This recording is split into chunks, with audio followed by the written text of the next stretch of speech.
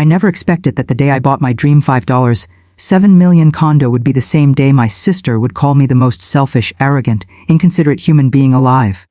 And I definitely didn't expect that just 3 weeks later, after mocking me, belittling me, and trash-talking me to the entire family, she would show up at my door with puffy eyes, trembling lips, and a folder full of her RA semi-copies, asking me for a job. I'm still struggling to process the mental gymnastics she performed, and honestly, I need anyone, to tell me whether I was wrong for how I handled everything that followed. Would you have done what I did? Or did I go too far? The chaos all started the morning I closed the deal. I remember sitting in that glossy office with floor-to-ceiling windows, holding a pen that probably cost more than my first 3 years of rent combined, trying to control the shaking in my hand. This condo was more than just a home to me. It was the physical proof of years of grinding, saving, sacrificing sleep, taking risks no one else believed in, and pushing myself through breakdown after breakdown. And as soon as the documents were signed, I felt this overwhelming wave of pride wash over me. For the first time in my life, I felt like I wasn't failing at being an adult. That I had built something. That I was finally allowed to breathe. I should have known that any moment of genuine happiness in my life came with a built-in timer. And the alarm always sounded in the form of my older sister, Amina. Amina was the type of person who believed the world ran on the axis of her desires. Growing up, she was the golden child, the beautiful one, the responsible one, the one everyone listened to. And I was always the creative but unrealistic sibling, the one everyone assumed would never get far because I preferred experimenting, freelancing, side hustling, and building my own paths instead of following the traditional, predictable routes our parents worshipped. Amina never let me forget that. She had a habit of smiling to my face and stabbing me with her words. She'd say things like, "I'm glad you're trying, but maybe you should also keep a backup plan for when things don't work out," or, "I'm proud of you, but not everyone is meant for success the way you imagine it." Always with that polite tone that made everyone think she meant well, when all she was doing was feeding the doubts I already battled daily. So of course, when I called her to share the biggest achievement of my life, I expected, I don't know, maybe a tiny bit of warmth, a simple congratulations. But the moment I said the words, "I bought a condo," her voice instantly sharpened like I had personally insulted her. You bought what?" she snapped. I repeated, already regretting calling her first. "For how much?" She demanded it like she was my accountant. 5.7, I said quietly. There was a long moment of silence, dead, heavy silence, followed by the most dramatic gasp I'd ever heard. 5.7 million? She shrieked, loud enough that I had to pull the phone away from my ear. "Yeah, but are you out of your mind? Who spends that kind of money? Do you even tie-kai about other people? Do you realize how selfish that is?" She threw back accusations like I had stolen the money from her personal bank account. I stood there in the empty condo, surrounded by echoing walls and brand new hardwood floors, feeling my excitement crumble like a sandcastle under a wave. Selfish. Amina, it's my money. I've been saving, investing, working nonstop for years. Oh please, she cut me off. Spare me the inspirational speech. You've always been irresponsible with money. You don't even help the family? What? I blinked in disbelief. I pay for Dad's meds half the time, and I paid your daughter's tuition last semester.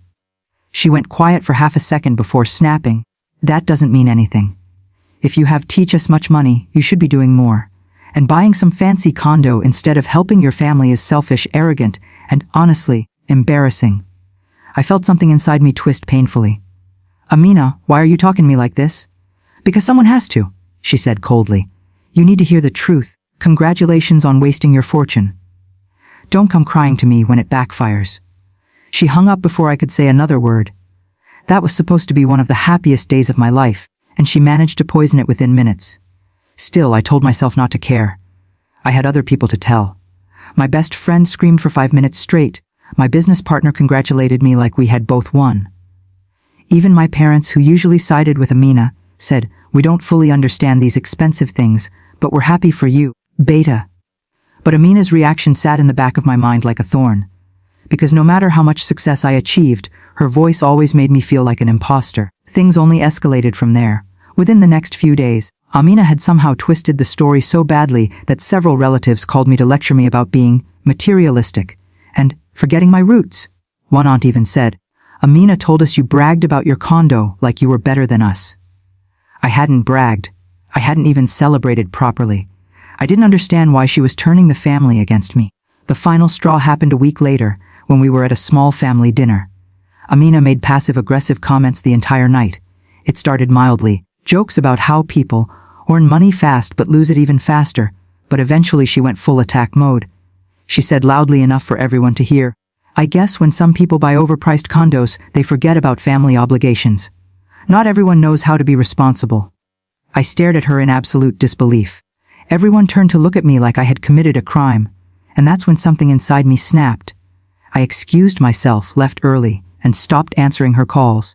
I was done trying to explain myself to someone who didn't want to understand. For a while, I didn't speak to her at all, but then the universe decided to complicate things even more. 3 weeks after that disastrous dinner, I woke up to frantic banging on my condo door at 7 in the morning. I groaned, dragged myself out of bed, and opened the door, only to find Amina standing there, mascara smudged, eyes swollen, hair a complete mess, breathing like she had just finished crying or fighting or both. My first instinct was concern. "Amina, what happened? Are the kids okay?" She shook her head quickly. "They're fine. I got fired." Fired. This woman who had spent weeks telling everyone how I was irresponsible had just lost her job. I stepped aside and let her in. She walked around slowly, looking at the place with a strange mix of awe and bitterness, like she hated that it was beautiful. Like she hated that I lived there. But she still let her fingers glide across the marble counter, as if she was trying to figure out how much it cost. "I don't know what to do," she whispered finally. "I've applied everywhere, but the job market is terrible, and I heard your company is hiring." I froze. "What?" I said carefully. "You want to work for me?" She looked up with the most fragile, pitiful expression she had ever made in her life, an expression I suspected she had practiced in the car before coming. "Yes," she breathed. "Please, I really need this. I can start anywhere. Just give me a chance." I blinked slowly, unable to process the irony. This woman, who mocked me, belittled me, judged me, and tried to make me feel guilty for my success, was now asking me for a job.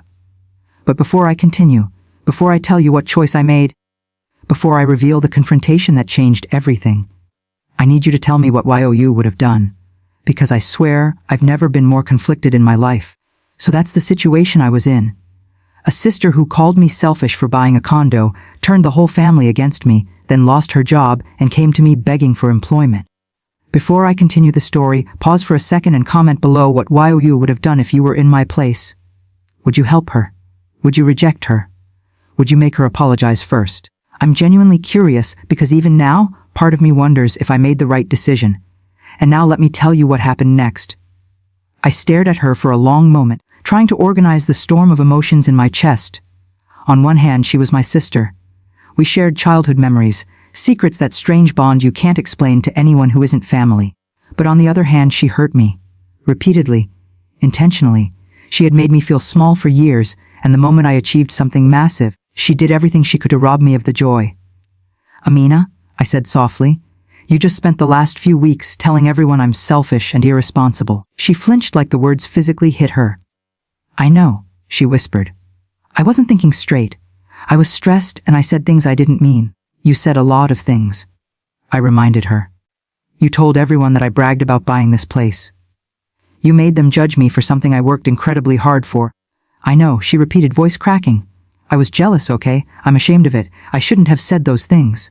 But I'm desperate. I have kids to feed." The guilt card, of course. I took a deep breath, trying not to lose my patience. "So you didn't mean anything you said?" She hesitated, and that hesitation spoke louder than anything. She started, searching for the right words. "I just think you have more than enough. And maybe you owe it to the family to help where you can." There it was. She still believed I owed her. The desperation in her voice wasn't about remorse. It was about advantage. She needed something, so she wanted to rewrite the past just enough to get what she wanted. Not apologize, not acknowledge how badly she treated me. Just soften the narrative. "Amina," I said slowly, "if I give you a job, will you respect me? Will you respect my position? Or will you still treat me like the irresponsible sibling you always saw me as?" She swallowed hard but didn't answer. And that silence, that told me everything. But I didn't refuse her. Not yet. I told her I would think about it. That I needed time. And what happened after that, what I eventually decided to do, is where the story gets complicated. When Amina left my condo that morning, I stood there for a long time staring at the door she had just walked through. My mind was caught in this whirlwind of emotions: anger, guilt, nostalgia, disbelief, and this strange, uncomfortable pity. It was like my brain couldn't decide which feeling was supposed to be dominant. She was my sister. She betrayed me. She belittled me. She needed help. She hurt me. She was struggling. She had children. She had mocked everything I had worked for. She was desperate. No matter how I layered it, the contradictions sat on top of each other like a stack of sharp stones digging into my chest. The next day, I drove to my office earlier than usual, because part of me wanted to think clearly before my team arrived. Sitting at my desk, looking out the large windows overlooking the city skyline, I kept replaying her words. I didn't mean it. I have kids to feed. You owe it to the family. I heard every version of her voice, mocking, attacking, desperate, pleading, and none of it sat comfortably in my stomach. By noon I made a decision. I called her. When she picked up, she sounded like she hadn't slept all night. Hello, Amina, I said, trying to keep my tone steady. I spoke with HR. There's an opening in admin support. Entry level. It's not glamorous, it's not managerial, and it's not special treatment. You'll have to follow the same rules as everyone else, and you'll report to someone younger than you. If you're okay with that, the job is yours. She was silent for a second, and then she exhaled shakily. Yes, I'm okay with that. Thank you, seriously thank you. But something in her voice felt off. It wasn't gratitude. It was relief mixed with pride, swallowing itself reluctantly. Like she wasn't thankful. She was humiliated that she had to take my help at all. But I pushed that feeling aside. I tried to believe I was doing the right thing. Her first week went surprisingly calm. Too calm. She arrived early, dressed neatly, carrying her notebooks like she was an eager student again. She greeted the front desk. She kept to herself. HR told me she was polite, quiet, and cooperative. I almost thought maybe this would be okay, but I should have known better. By week 2, the cracks began to show. It started small. Someone from HR mentioned, "Your sister asked if she can move to a higher position in a few weeks." Then one of my department leads said, "Your sister told us she expects promotions quickly because she's related to you." Then I overheard another employee whispering, "She said she'll be a manager soon since her brother owns the place." I confronted Amina privately. "Amina," I said, "I heard you're telling people you'll be promoted soon." She didn't even deny it. She just lifted her chin and said, "Well, won't I?" I stared at her. "No, you just started. You're in a junior role. You need to earn everything like everyone else." She rolled her eyes, actually rolled them, like I was telling her she couldn't sit at the popular kids' table. "I'm not like everyone else," she said, crossing her arms. "I have experience. And besides, do you really expect me to do these low-level tasks forever?" "It's been 10 days, I reminded her. She sighed dramatically and mumbled something like, "You don't appreciate me," under her breath as she walked away. Still, I gave her the benefit of the doubt. Then week 3 arrived, and the real disaster began. I received an email from one of our largest clients, a very formal complaint. Someone on the admin team had spoken to them rudely, dismissed their request as not urgent, and told them, "My brother runs this place, so it'll get done when he says so." The email even included direct quotes. My heart sank. It was Amina. I felt this hot wave of embarrassment and anger rise through me. This client was worth 6 figures annually. She had jeopardized that for what? Pride, ego, some twisted sense of importance. I called an urgent meeting with HR and the operations manager. They all looked uncomfortable, like they were sitting on the edge of a volcano waiting for it to erupt. "We need to let her go," my operations manager said quietly. "She's creating tension and employees think she's getting special treatment. Some are already questioning company fairness." HR nodded. "We've had multiple anonymous complaints. People feel uncomfortable around her. They say she acts entitled and drops your name constantly." I leaned back in my chair, pressing my fingers against my temples. This was my worst fear. I didn't want the company I built, the company I spent years nurturing, to be poisoned by family drama. I didn't want people to think I was running a nepotism circus.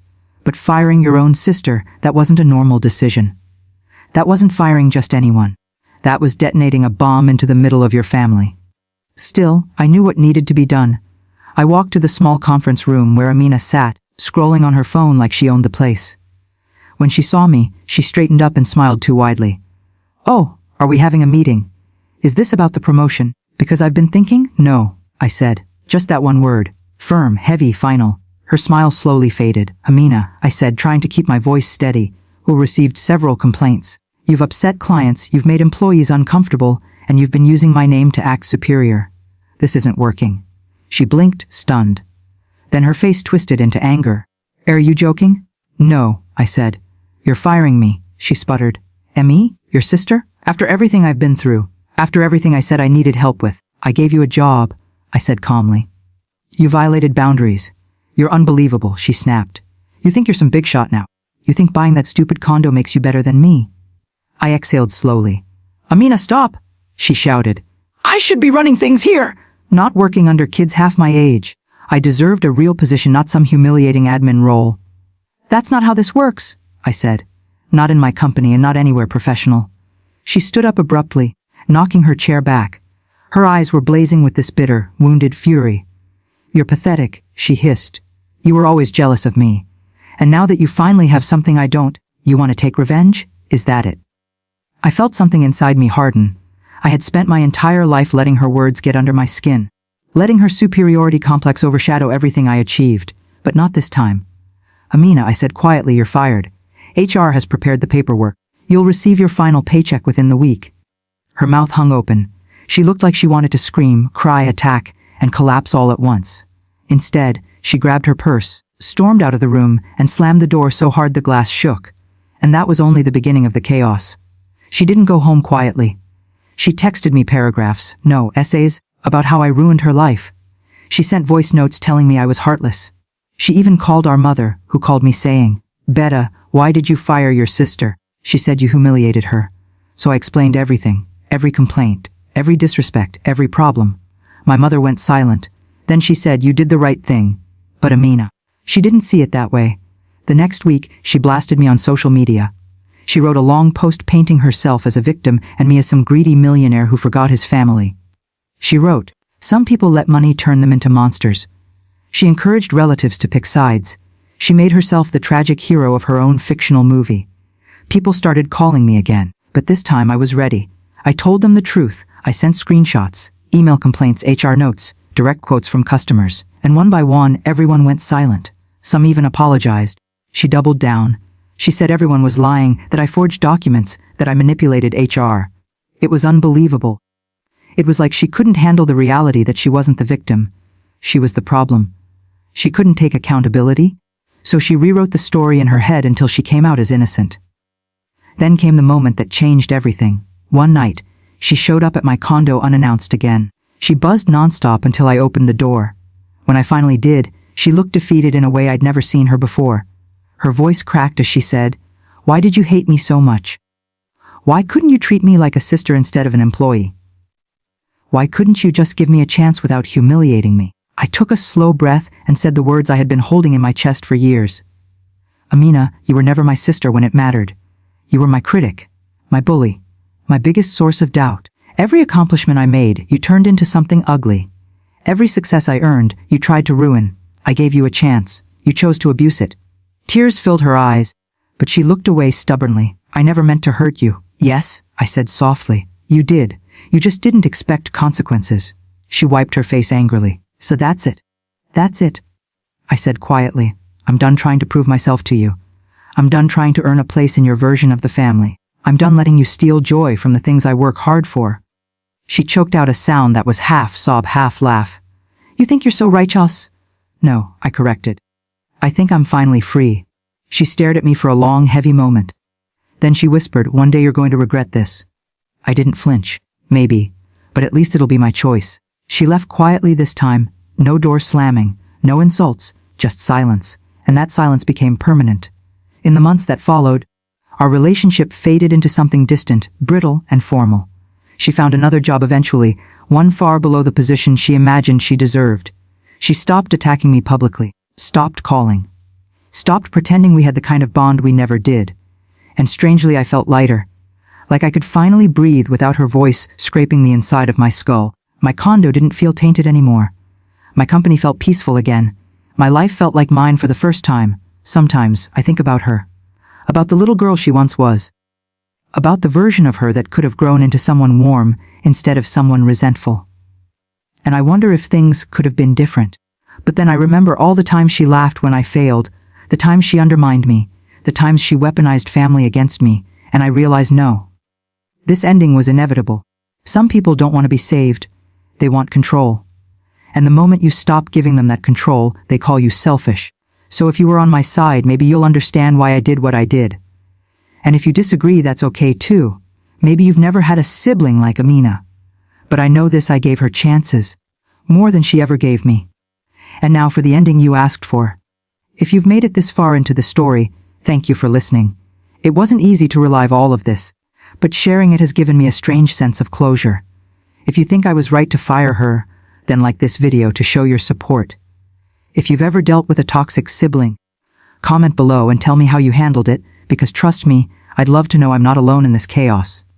And if you enjoy stories like this, make sure you hit that subscribe button so you don't miss the next one. I'll see you all in the next story.